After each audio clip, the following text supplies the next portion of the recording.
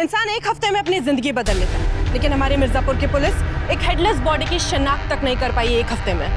Police और प्रशासन का ऐसा ही ढीला रवैया अपराधियों के मनोबल को बढ़ावा देता है और वो खुलेआम जुर्म करके निकल जाते हैं। चलिए हमारे पुलिस इंस्पेक्टर सर से ही पूछते हैं कि एक हफ्ते बाद भी पुलिस हाथ पे हाथ रख के क्यों बैठी है। सर बताइए।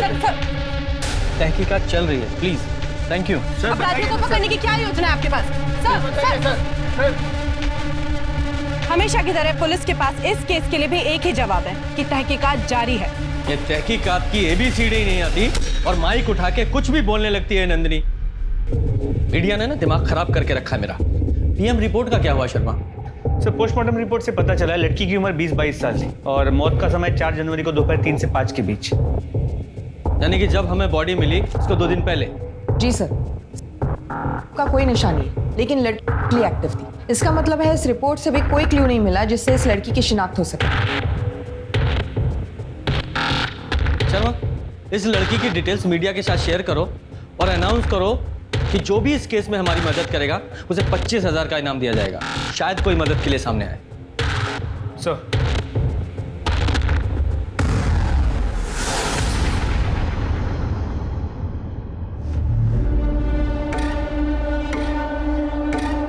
पुलिस तो कभी कुछ करती नहीं है। ये केस मिर्जापुर की छवि खराब कर रहा है। खूनी को पकड़ना पुलिस का काम है। पुलिस अपना काम कर रही है और हम तो पूरा सहयोग कर रहे हैं ना। और क्या करते सर हैं? आपसे कोई क्लियर जवाब नहीं मिल पा रहा है। जनता आपसे सवाल नहीं पूछेगी तो किससे? सर जनता आपसे नहीं पूछेगी तो किससे पूछ? सर दर्शकों, अब तक की सबसे बड़ी खबर अभी अभी हमारे सूत्रों से पता चला है कि इनाम की राशि को 10 गुना बढ़ा दिया गया है। यानी इनाम की राशि अब 2.5 लाख रुपए कर दी गई है। काश हमारी मिर्जापुर की पुलिस भी 10 गुना ज्यादा मेहनत करती तो शायद ये केस जल्दी सॉल्व हो जाता। लगता है ये केस भी जनता के हाथों में सॉल्व करना ही लिखा है। हम आपको एक बार फिर से याद दिला दें कि बॉडी के सीधे पैर पर जले का निशान है और बाएं कंधे पर तिल।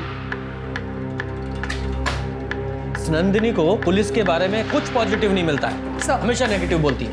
सर, जैसे आपने कहा था, फॉरेंसिक रिपोर्ट से हमें पता चला है कि क्राइम सीन पर 2 अलग-अलग ब्लड सैंपल्स मिले। ये देखिए सर ये भी तो मुमकिन है कि जिसने भी ये खून किया है बॉडी काटते समय उसे भी घाव हो गया और वो दूसरा खून उसका हो। लेकिन क्राइम सीन पर जितना ब्लड था उसे देखकर ऐसा नहीं लगता वो किसी छोटे मोटे घाव से निकला है या किसी एक लाश का है। जरूर कोई दूसरा भी था। सर, इसका मतलब आप कह रहे हैं कि एक से ज्यादा खून हुए हैं? हाँ, लग तो ऐसे ही रहा है कि एक नहीं 2 खून हुए। शर्मा, एक काम करो, जितने भी हार्डवेयर हैं, टूल के स्टोर हैं, वहाँ पे पता करो किसी ने इलेक्ट्रिक सॉ खरीदी थी क्या। लेकिन सर इलेक्ट्रिक आ रही है क्यों? क्योंकि पोस्टमार्टम रिपोर्ट के हिसाब से जिस तरह का क्लीन कट लगा हुआ था वो किसी हाथ की आरी से पॉसिबल नहीं है। उसके लिए जरूर इलेक्ट्रिक सॉ लगा है। जरा पता करो। जी सर। और हाँ, वो डॉग स्क्वाड से कुछ पता चला? सर डॉग स्क्वाड की मदद से हम हाईवे तक जा पहुंचे, उसके आगे कुछ नहीं।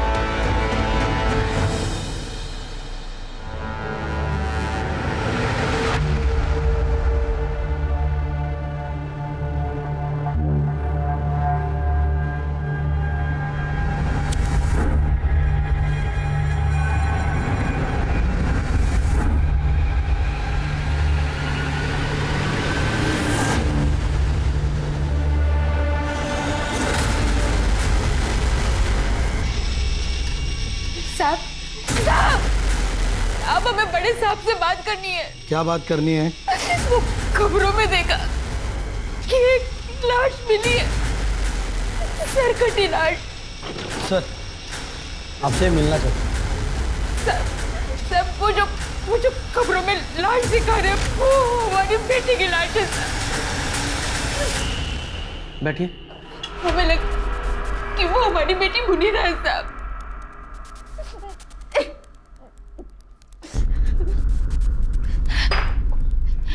आराम से बताइए, आपका नाम क्या है?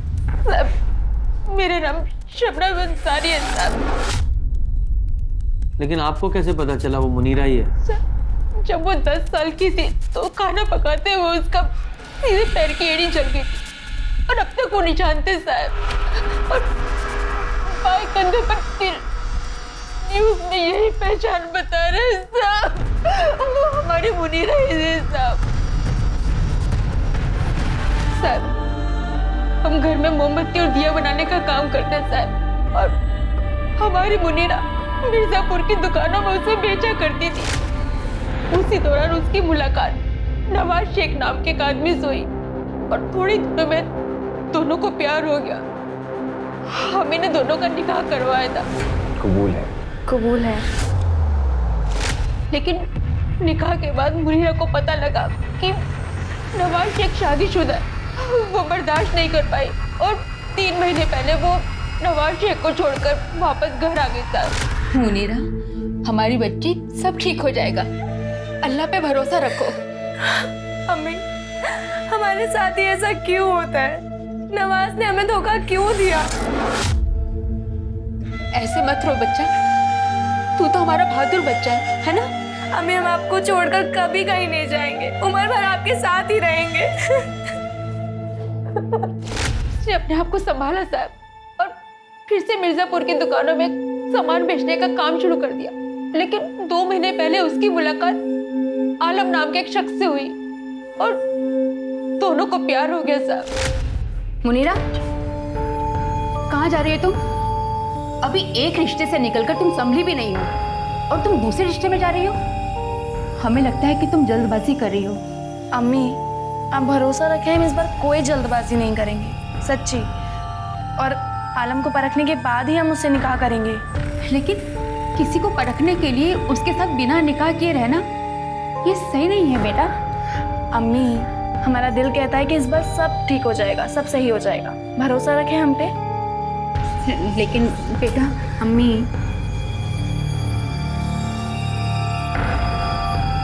अल्लाह हाफिज। अल्लाह हाफिज। वो अक्सर हमसे मिलने आया करती थी साहब, लेकिन 2 हफ्ते से उसने मिलने आना बंद कर दिया। तब फोन भी बंद है साहब। आप हमें नवाज और आलम का पता बताइए प्लीज।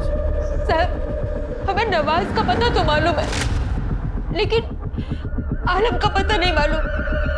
हमें सिर्फ इतना मालूम है कि आलम की मोबाइल और इलेक्ट्रॉनिक की दुकान है नया नगर में। बस हम इतना ही जानते हैं साहब, और कुछ नहीं जानते। या अल्लाह, क्या मुनीरा का कत्ल हो गया? जी, तो मुनीरा की माँ का कहना है कि मुनीरा को तुम्हारे पहली बीवी के बारे में पता नहीं था। सर, ये सरासर झूठ है। देखिए, हम मानते हैं कि हमारे मजहब के अंदर एक से ज़्यादा निकाह करने की हमें इजाज़त है, लेकिन पहली बीवी के बगैर इजाज़त के हम दूसरी शादी नहीं कर सकते। और मुनीरा को ये सब बात पता थी कि हमारा निकाह पहले से ही नुसरत के साथ हो चुका है, लेकिन मुनीरा चाहती थी कि वो हमसे निकाह करे। हमने उसे पहले ही मना कर दिया था, लेकिन फिर भी वो हमारे पीछे हाथ धोकर पड़ी थी। मुनीरा हमें धमकी देने लगी, अगर हमने उससे निकाह नहीं किया तो हमारे घर के बाहर जो अपनी जान दे देगी। ये क्या करते साहब? उस पे जैसे कोई भूत सवार था और हम किसी की मौत का बोझ नहीं उठा सकते थे, इसलिए हमने ही नवाज को कहा था कि उससे निकाह कर ले। मुनीरा से निकाह करने के बाद वो हमारी ज़िंदगी में नासूर बनने लगी। जब भी हम काम के सिलसिले में घर से बाहर जाते, वो नुसरत से लड़ाई झगड़ा करने लगती है। नुसरत, हमने तुम्हें मना किया है ना, जब तक हम किचन में हो तो अंदर मत आया करो। मुनीरा, हम बस पानी लेने आए थे। हाँ, तो इंतजार कर सकती थी ना, जब तक हम खाना बना रहे थे। मुनीरा चाहती थी कि हम नुसरत को छोड़ दें, लेकिन हमने उसे साफ साफ इनकार कर दिया कि हम नुसरत को नहीं छोड़ सकते। उसके बाद हमारी जिंदगी बद से बदतर बनने लगी और 3 महीने पहले अचानक मुनीरा घर छोड़कर चली गई। तो तुमने उसे ढूंढने की कोशिश नहीं की? तुम्हारी बीवी थी वो? जी सर, हमारी बीवी थी, लेकिन आपने सुना होगा ना कि तुम रूठे हम छूटे। हमें लगा कि भला टल गई, इसीलिए हमने उसे कांटेक्ट करने की कोशिश नहीं की। आलम को जानते हो? आलम? कौन आलम सर? 4 जनवरी को तुम दोनों कहा था। सर, हम बदायूं गए थे अपने एक रिश्तेदार के निकाह में और रात को लौट के वापस आए थे। तुम्हारे सभी रिश्तेदारों की डिटेल चाहिए जी। तो जब तक ये केस सॉल्व नहीं हो जाता तुम लोग शहर छोड़ के नहीं जा सकते। जी सर।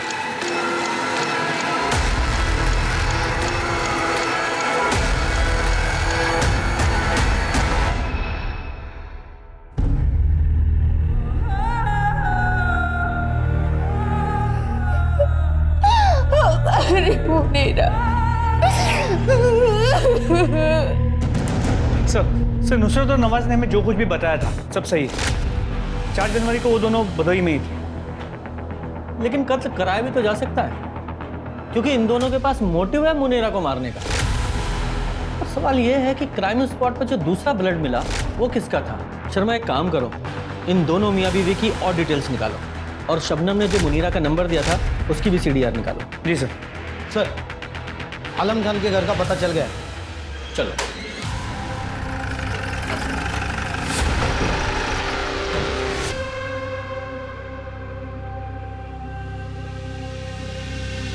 ये आलम यही रहता है? जी साहब, पर वो तो कई दिनों से लापता है और उसने तो कमाल भाईजान का 2 महीने का किराया भी नहीं दिया है। कहाँ रहते हैं कमाल भाईजान? जी साहब, ये पीछे रहता है। गुप्ता, चाबी लेके आओ। सर। साहब, खाना भी यहीं पर खाता है और 1 महीने से पैसे भी नहीं दिया है। कहता है आज दूंगा कल दूंगा, ऐसे ही घुमा रहा है। साहब, बिरयानी खाएंगे क्या? नहीं नहीं सर, चाबी मिल गई।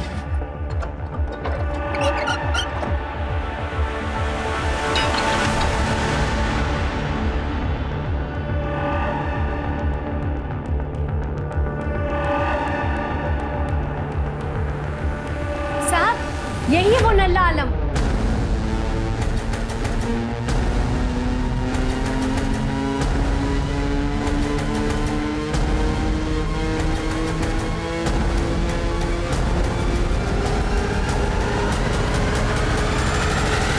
सर, ये देखिए, इसमें कुछ है। बाहर निकालो।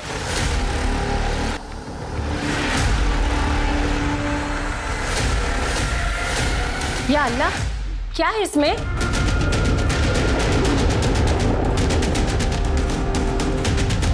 ये मुए ने क्या छुपा के रखा होगा इस पे? बाहर निकालो। या अल्लाह, ये क्या है?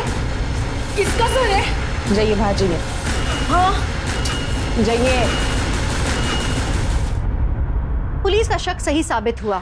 आलम के घर 2 सर मिलने का मतलब था कि 2 कत्ल हुए थे। DNA टेस्टिंग से ये भी साबित हो गया कि एक सर उनमें से मुनीरा का था, लेकिन दूसरा सर किसका था और उसका धड़ कहाँ था ये नहीं मालूम चल रहा था। क्या आलम इन दोनों का कातिल था? क्या उसने इन दोनों के सर अपने घर में यादगार की तरह रखे थे? अगर नहीं तो कातिल कौन था? एक नहीं बल्कि 2 लड़कियों की हत्याएं हुई है। पुलिस को 2 सर बरामद हुए। इसी के चलते मिर्जापुर में भी 2 गुनी दहशत बढ़ गई है। पुलिस और प्रशासन पर भी 2 गुनी कीचड़ उछाली गई है। आखिर पुलिस कब तक इस केस में ढिलाई देती रहेगी? ये केस महिलाओं की सुरक्षा के लिए एक बहुत बड़ा प्रश्न चिन्ह है। क्या पुलिस सही दिशा में तहकीकात कर रही है?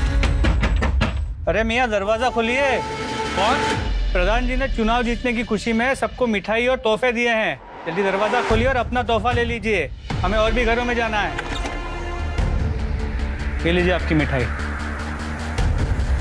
और ये तुम्हारा तोहफा। अरे कौन है? आपने कुछ नहीं किया साहब। कुछ नहीं किया तूने? 2 लड़कियों को मार के उनके सर काट के घर में रखे हुए हैं, बोल रहा है कुछ नहीं किया है। वो दूसरी लड़की कौन थी? साहब हमें नहीं पता। मुनीरा को तो जानता था ना? हाँ साहब, मुनीरा को तो हम पिछले साल नवंबर में मिले थे साहब। हम दोनों ने बहुत अच्छा टाइम बिताया था। वो बाद में निकाह पर जोर डालने लगी थी साहब। आलम, अब ना हमें निकाह कर लेना चाहिए। निकाह? हाँ, हमें तुम्हारे साथ जिंदगी बितानी है। ये तो उसके लिए निकाह की क्या जरूरत है? हम लोग ऐसे भी साथ में रह सकते हैं। तुम हमारे साथ निकाह करना चाहते हो कि नहीं?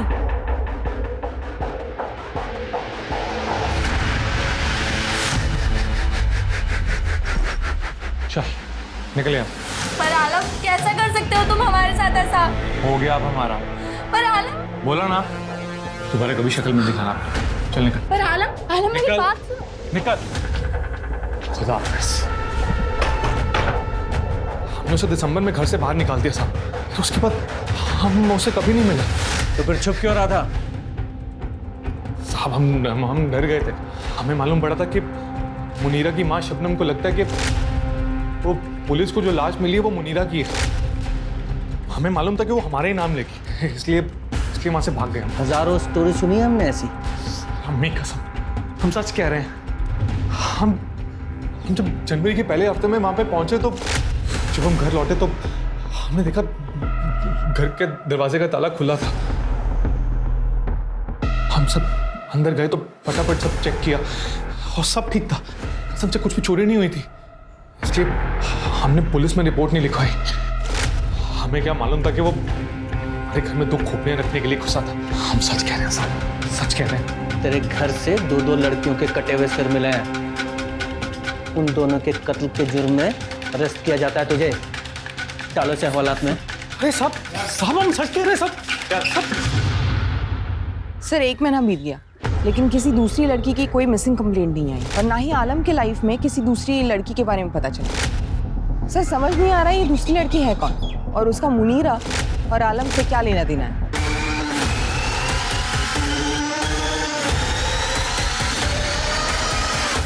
तो मुझे लगता है किसी ने जानबूझकर दोनों सिर आलम के घर में रखे थे ताकि उसे फंसा सके। हाँ, लेकिन आलम को फंसाने के लिए तो मुनीरा का सर ही काफी था। 2 क्यों? मुझे लगता है ये आलम ही कातिल है। इसे अच्छे से तोड़ो, सब बकेगा। एक्सक्यूज मी सर, खबरी का। हेलो, कौन से एरिया में? ठीक है सर। खबरी ने बताया कि मिर्ज़ापुर के बाद मॉडल टाउन में एक योगिता नाम की लड़की एक मुस्लिम लड़के के साथ जनवरी के पहले वीक में भागी है, लेकिन योगिता के फैमिली वाले इस बात के बारे में किसी से बात ही नहीं करते। योगिता कहाँ है मतलब? अपनी ससुराल में होगी दिल्ली में, और कहाँ? ससुराल में होगी मतलब उसकी शादी हो गई? कब? 2 महीने पहले।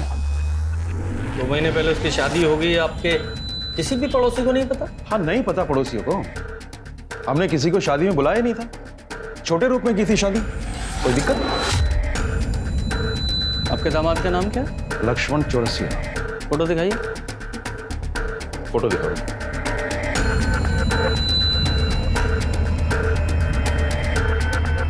ये फोटो नहीं, शादी का फोटो दिखाइए।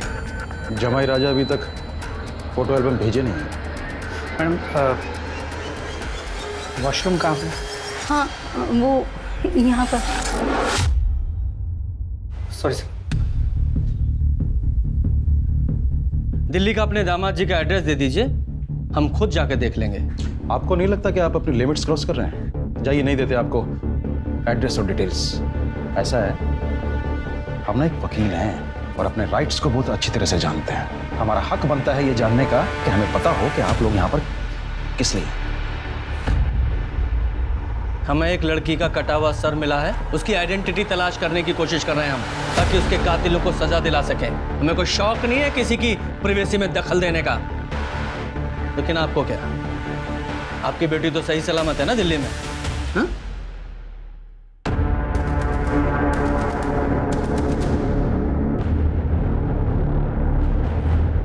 चलो शर्मा, उनसे बात करके कोई फायदा नहीं, कुछ हासिल नहीं होगा।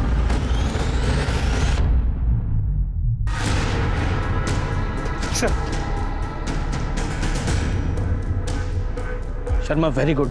इसमें लगे बालों को तुरंत डीएनए टेस्ट के लिए भेजो और उनसे कहो कि इसकी रिपोर्ट जल्द से जल्द भेजो। सर, मैम हमारी बात तो सुनिए। हमने कुछ नहीं किया मैम। हम कुछ नहीं जानते सर, सच बता रहे हैं।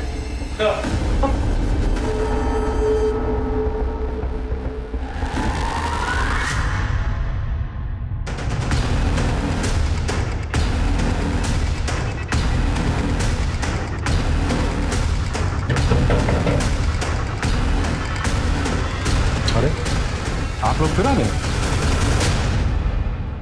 ये गंगा आप ही का है ना? तुम क्यों बोल रही हो? हम है ना यहाँ पर। ये कंघी हम आप लोगों के घर से लेकर गए थे। इस पर लगे बालों को हमने डीएनए टेस्ट के लिए भेजा और हमारे पास जो कटा हुआ सर है उसके बालों से मैच कराया। दोनों का डीएनए मैच हुआ है। आप लोगों के घर में आपके अलावा आपकी बेटी ही रहती थी। हमारे पास जो कटा हुआ सर है योगिता का है। नहीं, ऐसा नहीं हो सकता।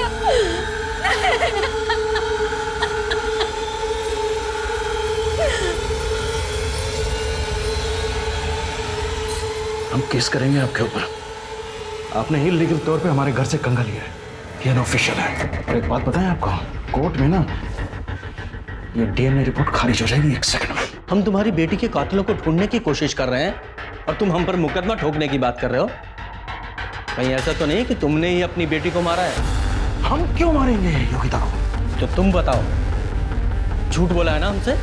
केस में झूठी जानकारी दी है तुमने हमें। तुम लॉयर हो ना, अच्छी तरह से जानते होगे कि झूठी जानकारी देने के जुर्म में मैं तुम्हें अरेस्ट कर सकता हूं। मैं अरेस्ट करके थाने लेके जाऊंगा। वहां तुम्हारा डीएनए टेस्ट करूंगा, तुम्हारे हलक में से निकलवाऊंगा फिर। सर वो योगी। ठीक है ठीक है सर, हम सच बताते हैं। हम मानते हैं कि हमने योगिता की शादी वाली बात और उसके दिल्ली में रहने वाली बात को झूठ बोला है। वो कुछ दिन पहले अचानक गायब हो गई थी और हमने सोचा कि वापस आ जाएगी, इसलिए पुलिस में कंप्लेंट नहीं किए थे बस। योगिता आपके घर से 4 जनवरी को गई थी ना? आप हमारी वाइफ से सवाल क्यों पूछ रहे हैं? हम बता रहे हैं आपको कि हम 4 जनवरी था, इससे ज्यादा हमें कुछ नहीं पता है। शर्मिंदगी की वजह से हम मिसिंग कंप्लेंट नहीं किए थे बस।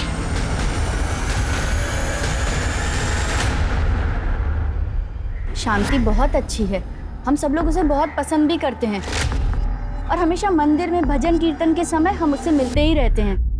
लेकिन उसका पति धर्मपाल, हम लोग उससे दूरी बनाकर रखते हैं। क्यों? बड़ा टेढ़ा और कमीने टाइप का इंसान है धर्मपाल, और वकील तो उससे भी वाहियात है। केस के नाम पर पैसे लूटता है। ऐसे लोगों के वजह से लोग डरते हैं वकीलों से। और मैडम वो 3 नंबर गली वाली भावना, वो बता रही थी कि शायद योगिता का चक्कर किसी दूसरे धर्म वाले लड़के के साथ था। और जब ये बात धर्मपाल को पता चली तब तो उसने घर पर बहुत ज्यादा बवाल खड़ा कर दिया था। इस धर्मपाल को अपनी बेटी योगिता के अफेयर के बारे में पता था, लेकिन ये बात इसने हमें नहीं बताई। पर आगे भी हम उससे मदद की कोई उम्मीद नहीं रख सकते। लेकिन मुझे पता है कौन हमारी मदद कर सकता है।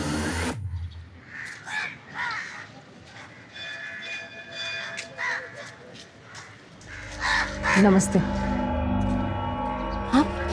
आप यहाँ क्या कर रही हैं? आप जाइए यहाँ से।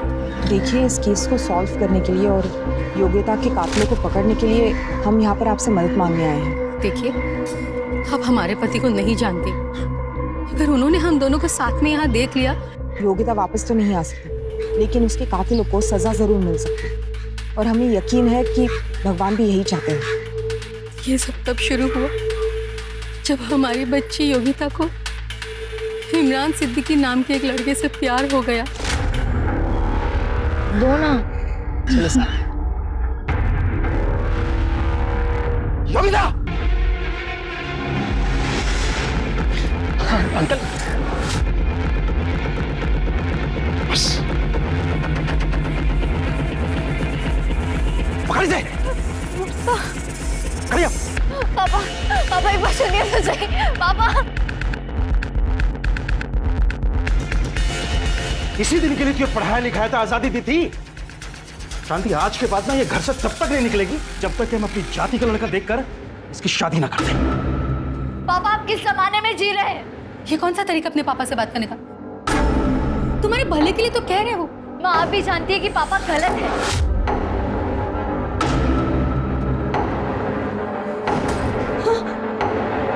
अगर दोबारा आपने हम पे हाथ उठाने की कोशिश की तो हम पुलिस कंप्लेंट कर देंगे। अगर आप वकील हैं तो हम भी अपने अधिकार जानते हैं और हम 20 साल के हो चुके हैं। अगर इस देश में हम अपने मर्जी से वोट कर सकते हैं तो हम शादी भी अपने मर्जी से ही करेंगे। हम भी देखते हैं कि कैसे happy birthday to you. Yogita,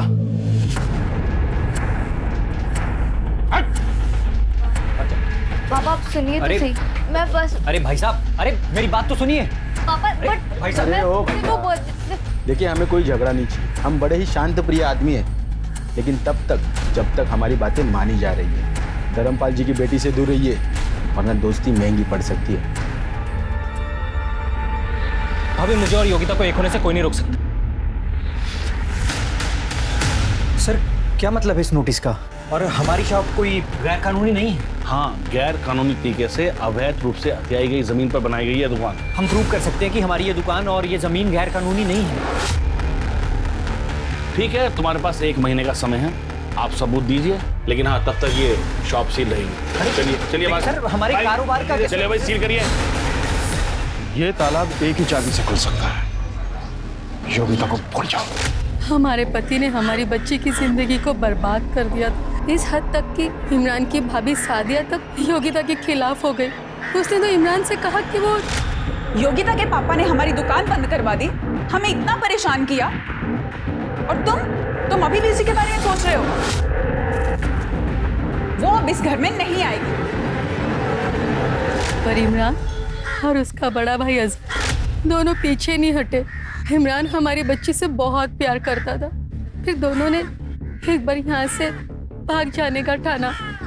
4 जनवरी को तकरीबन 2:30 बजे, जब हमारे पति घर पर नहीं थे। ये कंगन मैंने तुम्हारी शादी के लिए बनवाए थे, इसे तुम अपनी शादी वाले दिन पहन लेना। भगवान पे भरोसा रखो माँ, कुछ दिनों में सब ठीक हो जाएगा। हाँ मेरी बच्ची। उस दिन हमने हमारी बच्ची को आखिरी बार जाते हुए देखा, उसके बाद उसका कभी कोई फोन नहीं आया। ये योगिता इमरान के साथ भागने वाली थी जब इसका खून हुआ। सर योगिता भागने वाली थी ये सिर्फ 2 लोगों को पता था, इमरान और दूसरा उसकी माँ शांति। सर ये हो सकता है कि शांति ने योगिता को मारा और अब रोने का नाटक कर रही है। सर या फिर इमरान कभी योगिता से शादी ही नहीं करना चाहता और योगिता उसे फोर्स कर रही हो, इसलिए इमरान ने योगिता को मार दिया। या फिर ये धर्मपाल, शायद इसे पता चल गया हो कि योगिता घर से भागने वाली है और उसने घात लगाकर योगिता को मार दिया। सर इमरान की भाभी सादिया भी हो सकती है, क्योंकि वो इस रिश्ते के खिलाफ हो गई थी, या फिर उसका भाई अजहर, क्योंकि वो इस रिश्ते के लिए तैयार था, लेकिन सिर्फ तब जब धर्मपाल इस रिश्ते को मंजूरी देता। सर मार तो कोई भी सकता है, लेकिन सवाल यह है कि योगिता इमरान के साथ शादी करने के लिए भागने वाली थी, इस वजह से कोई योगिता का इतनी बहरे में से मर्डर क्यों करे? और ये मुनीरा, इसका क्या, इसका योगिता के साथ क्या कनेक्शन है? अब ये मुनीरा की वजह से योगिता मरी है या योगिता की वजह से मुनीरा, ये भी तो एक पहेली है। सर अगर ये दोनों मर्डर योगिता की फैमिली या सिद्दीकी की फैमिली में से किसी ने किया है, तो फिर ये दोनों सिर आलम के घर पे कैसे मिले? ये तो आलम ही बताएगा, ढूंढो इसे। लेकिन इससे पहले इसे इमरान को उठा के लेके आओ, देखें ये क्या कहानी सुनाता है। बोल। हाँ हम 4 तारीख को मिलने वाले, भागने वाले थे। वो हमें हाईवे के पास मिलने वाली थी, और वो वहाँ कभी आई नहीं। हमें क्या पता कि वो आई या नहीं, तेरे दिमाग में कुछ अलग खिचड़ी पक रही हो। तूने उसे वापस जाने के लिए कहा, वो नहीं गई तो मार दिया उसे, क्योंकि आखिरी कॉल योगिता ने तुझे किया था। सर ये आप क्या कह रहे हैं? हम उसे क्यों मारेंगे? हम तो उससे शादी करने वाले थे हम दोनों, इसलिए तो उस रोज अपने अपने घर से भागे थे। फिर पता नहीं अपने बाप के डर से शायद उसने अपने कदम पीछे खींच लिए। हमें इसी बात का तो सबसे ज्यादा दुख हुआ था कि उसने हमें ये बात बताने की जहमत तक नहीं उठाई। उस रोज इंतजार करते हुए हमने उसे बहुत से कॉल और मैसेजेस किए, पर उसने एक भी कॉल का रिप्लाई नहीं दिया सर। फिर जैसे तैसे हमने अपने आप को संभाला और अपनी जिंदगी में आगे बढ़ने की कोशिश करने लगे। हमने कभी सपने में भी नहीं सोचा था कि उसका मर्डर हो गया। सर जिस किसी ने भी उसका मर्डर किया ना, अगर वो इंसान हमें मिल गया तो हम उसको जिंदा नहीं छोड़े, उसके टुकड़े टुकड़े करके हम उसे कुत्तों को खिला देंगे। हमारी योगिता ने हमें धोखा नहीं दिया था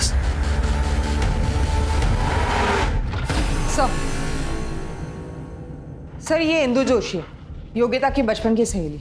सर ये आपको कुछ बताना चाहती है। बैठो बेटा। हाँ बोलो। सर योगिता को धमकी मिली थी।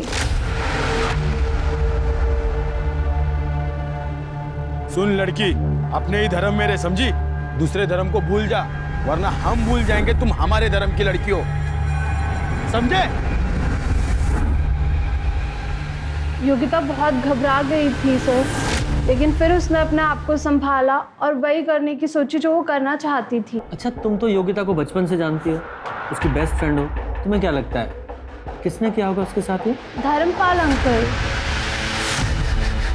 जितना मारना है ना मार लो, लेकिन मैंने कुछ नहीं किया। योगिता के बहाने में लड़के का भूत उतारना चाहता था, इसलिए उन्हें भेजा था उसे धमकाने के लिए। और जब वो नहीं डरी तो उसे मरवा दिया। भाई मैं अपनी बेटी को कभी नहीं मार सकता। एक बाप होने के नाते उसकी रक्षा कर रहा था, उसके धर्म की, उसकी संस्कृति की। कौन सा गुनाह कर रहा था? मॉडर्न होने का मतलब ये नहीं है कि आप अपने धर्म को भूल जाएं। मुनीरा को जानते हो? कौन मुनीरा? मैं किसी मुनीरा को नहीं जानता हूं। इसे? नहीं। शर्मा जरा जरा, ये धर्मपाल इससे ज्यादा बोलने वाला है नहीं। ये नवाज और नुसरत के बारे में और पता करो।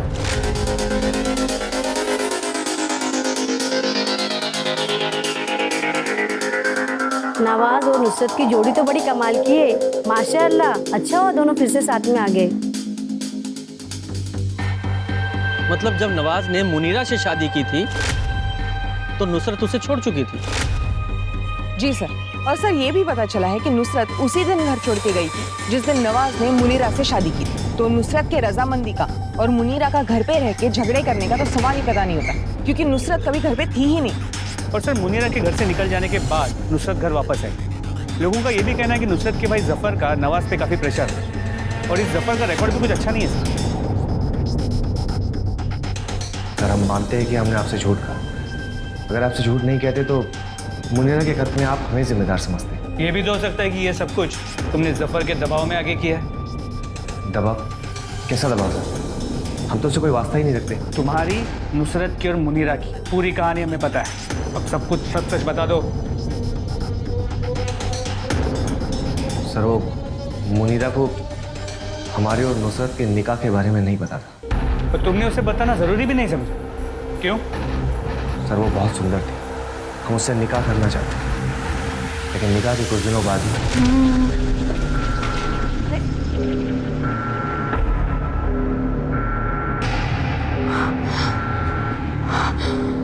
उस दिन के बाद से मुनीरा और हमारे बीच में झगड़ा होने लगा, तनाव बढ़ने लगा। फिर एक दिन वो घर छोड़कर चली गई। तो तुम क्या उम्मीद करते थे? कोई जश्न मनाती? और जफर अहमद, उसका इस सब में क्या रोल? देखिए साहब, हमने आपको पहले ही बता दिया, जफर भाई से हमारा कोई वास्ता नहीं है। उनके कारनामों की वजह से हमारा परिवार उनसे बात करना तो दूर, उनकी शक्ल तक देखना पसंद नहीं करते। क्या जनाब, लोग तो कुछ भी कहते रहते हैं। अरे नुसरत तुमसे कोई वास्ता ही नहीं रखती थी तो वो क्या बोलेगी? चलिए मान लीजिए ऐसा होता भी तो आपको क्या लगता हम जीजू का निकाह ही क्यों होने देते मुनीरा से? ठीक है, जाओ। सलाम सर। सर आपने इसे जाने क्यों दी? ये इतनी आसानी से बोलने वाला नहीं था। नजर रखो इस पे, जरूर कोई लीड मिलेगी। सर आपके लिए चाय। गुप्ता, मैंने चाय मंगाई? नहीं। तो लेके जाओ।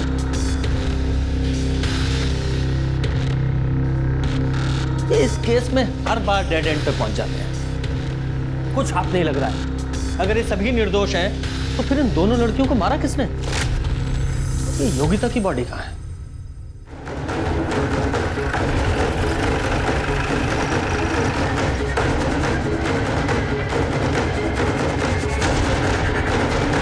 शर्मा, बॉडी निकालने के लिए किसी को बुलाओ।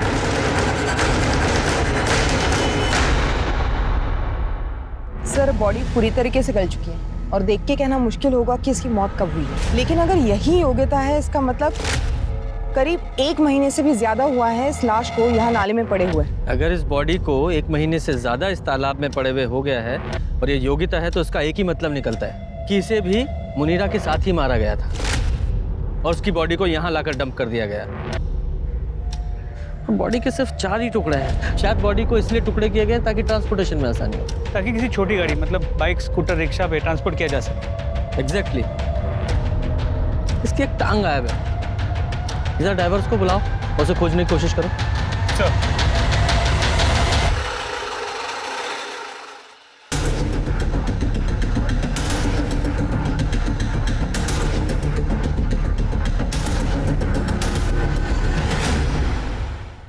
सर, डीएनए रिपोर्ट से कंफर्म हुआ है कि जो तालाब में बॉडी मिली थी वो योगिता की है।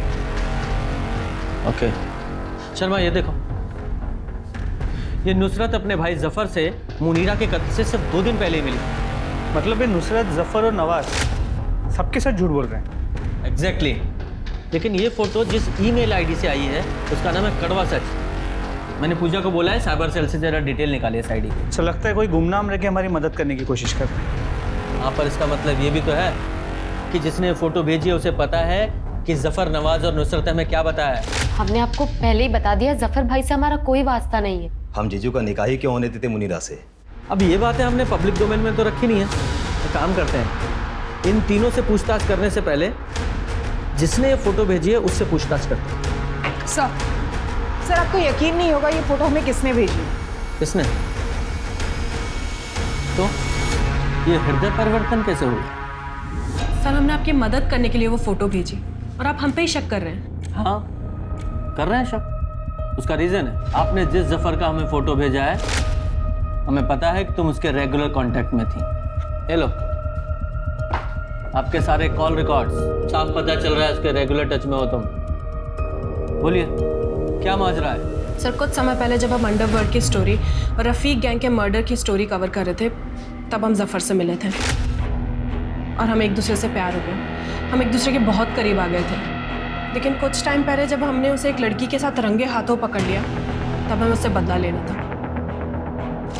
जफर ने हमें बताया कि उसकी बहन नुसरत ने उससे सारे कांटेक्ट ख़त्म कर लिए, लेकिन जब हमने उसे नुसरत से मिलते देखा तो उसका फ़ोटो क्लिक कर लिया। वही फ़ोटो आपको भेज दिया ताकि तुम्हारा बदला पूरा हो सके। सर, हमें हमारा बदला चाहिए और आपको सबूत। अगर ये फ़ोटो आपको इस केस को सॉल्व करने में मदद करता है तो हम किसी को नहीं बताएंगे कि ये फ़ोटो हमने आपको दिया है। सर, हम इतने भी बुरे नहीं हैं। कई बार पुलिस टीम और रिपोर्टर साथ में काम भी कर सकते हैं। Nice thought. शर्मा, जरा इस जफर को एक विजिट दो।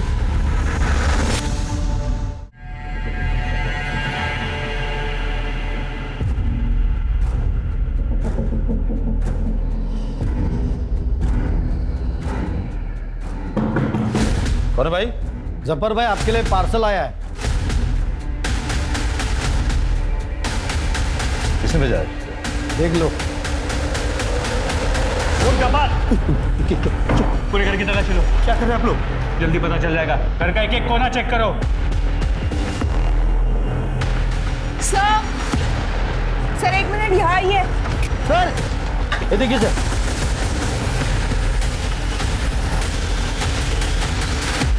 फॉरेंसिक रिपोर्ट से पता चला है तेरे स्कूटर पे जो खून था वो योगिता का था, और जो इलेक्ट्रिक आरी पे खून था नीरा का।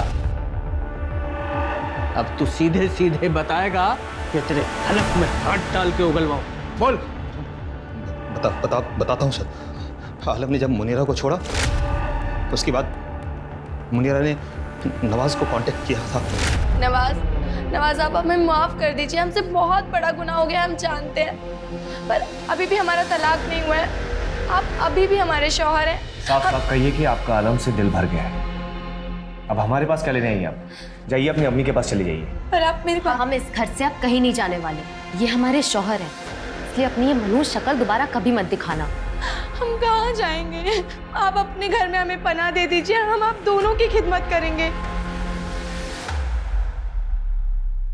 नवाज ने कहा है वो मुझे दोबारा कभी नहीं छोड़ेगा, लेकिन है तो मर्द साथ, क्या भरोसा। अगर वो मुनीरा को वापस ले आए तो हमारा क्या होगा? कुछ करो भाईजान। तुम समझ नहीं रहे हो जफर। हम मुनीरा और आलम को सबक सिखाना चाहते हैं। मुनीरा हमें छोड़ कर गई थी ना, और आलम, उसे इस बात का एहसास नहीं हुआ कि वो नवाज की बीवी पे हाथ डाल रहा है। देखो, हमारा ख्याल रखो और जिंदगी भर हम तुम्हारा ख्याल रखें। नवाज ने किसी से फोन करके मुनीरा को एक सुनसान जगह बुलाया था, पर जब मुनीरा वहां आई तो मैं वहां पे पहले से इंतजार कर रहा था उसका।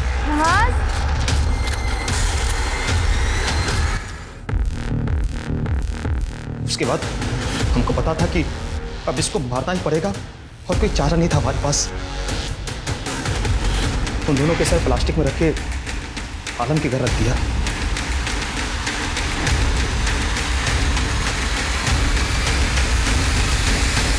और वो इलेक्ट्रिक आरी कहां से खरीदी? तो पहले से था हमारे पास। रफीक गैंग के 2 लोगों को पहला सफाया किया था हमने। अच्छा, मतलब जो वो 2 मर्डर नंदिनी रिपोर्ट कर रही थी वो तूने किए थे? सर, कभी आपने इलेक्ट्रिक आरी का इस्तेमाल किया है? बड़ा मजा आता है, पावर सा आ जाता हाथों में, और खून जब सर काटने पर जो खून उछलता है ना, फुहारे की तरह, सर आप कल्पना नहीं कर सकते उसकी। इसके खिलाफ 4 मर्डर की चार्जशीट दाखिल करो।